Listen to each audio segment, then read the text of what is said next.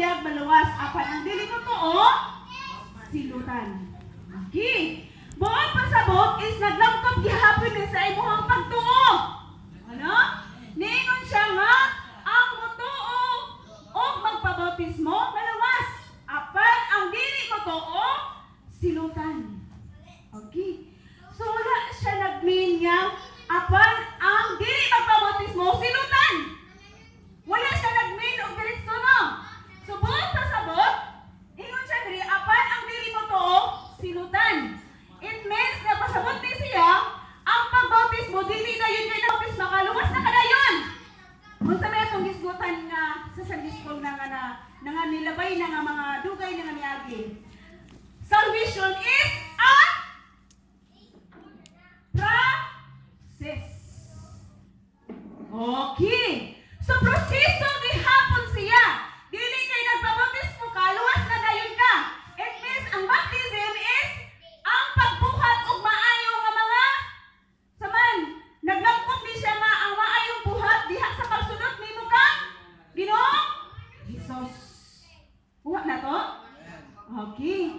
So proseso na sa imuhang ka luwasan. Buhat na na to? Hindi naminaw ka? Magbautismo ra ba ka? No?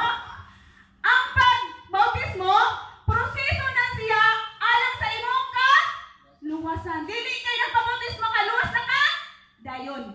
What na to na? Ha?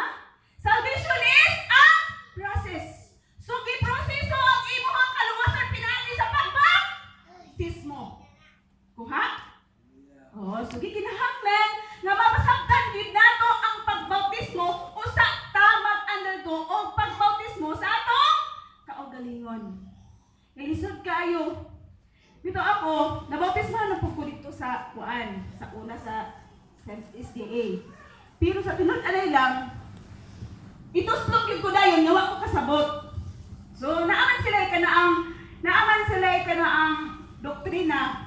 So, mo gani na, nga dili ta magpugos o sa kataw, pagbautismo, kinangan siya yun mismo, maingon nga, magpabautismo ko, which is ready na siya. Amen? Okay. So, kaya naman, ang pagtuo, mauni siya ang makaluwas nimo. Ang imong tinud-anay nga pagtuo, mauni makaluwas nimo. No? Dili kay pagbautismo luwas na kadayon. Unsay ang giingay na? Ang bautismo na siyang proseso sa imong kaluwasan. Buha ba? Okay. Ang Episodos 8 hangtod may bilingon. Okay, naingon di Apolong sa Dios.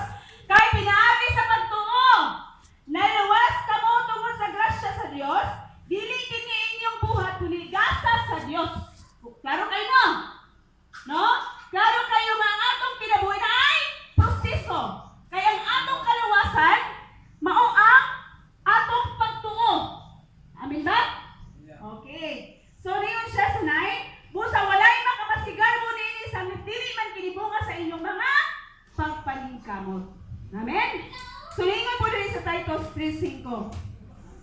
Okay, wala? Okay. So, dito ta sa Lucas.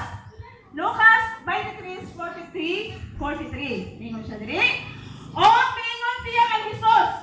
Jesus, hinumdumiin taon ako kung maghari ka na. Mingon si Jesus kaniya, sultihan ko ikaw karong adlaw adto ka sa paraiso. Uban kanako. Unsay gi-require? Ang iya? Ha? Pagtuo. So, required ba siya baptism? So, wala. It means ang kaluwasan mga kaigsunan, no? Mao na siya ang gikinahanglan nga kung unsa gyud ang tinud-anay nimo nga pagtuo diha kang Jesus Christ. Kung unsa gyud ang naa sa sulod sa imong kasing-kasing. Amin ba? Buha? Okay. So,